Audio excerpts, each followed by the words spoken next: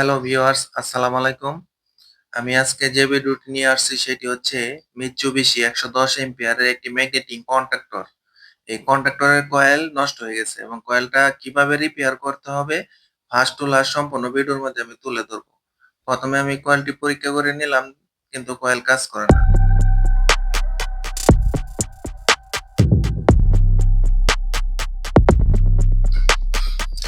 এখানে কয়েলটি ম্যাগনেটিক কন্ডাক্টরটি খোলার পর আমি দেখতে পাইতেছি যে ম্যাগনেটিক কন্ডাক্টরের কয়েল তো নষ্ট হয়েছে, পাশাপাশি খরমাটি ভেঙে গেছে।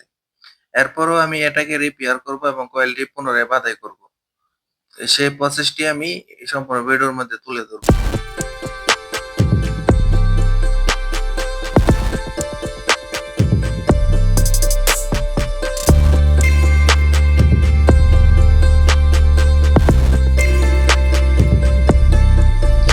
এখানে কয়েলের উভয় মাথাই ডিসকানেক্ট হয়ে গেছে, কিন্তু আমি কয়েলটি আবার পুনরায় বাধাই করব। এই তারগুলি খুলে নেব প্রথমে, খোলার পর আবার নতুন করে তার পেঁচিয়ে নেব।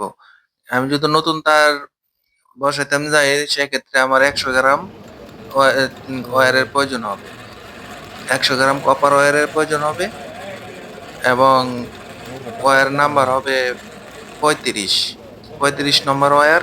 100 গ্রাম হলে এই ম্যাগনেটিক কন্ট্যাক্টটি আমি 220 ভোল্টেজে চালিয়ে নিতে পারবো। আমি 220 ভোল্ট দিয়ে চালাবো, সেক্ষেত্রে 35 নম্বর ওয়্যার আমি ব্যবহার করব। আর আমি এই তারটি খুলে পুনরায় আবার এই তারটি ব্যবহার করব। আমি নতুন তার ব্যবহার করব না।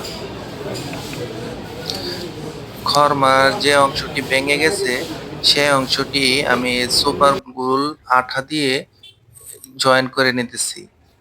জয়েন করে নেওয়ার পর পুনরায় আমি এই হরমার উপরে এই 35 নম্বর ওয়্যারগুলি আবার পেঁচিয়ে নেব।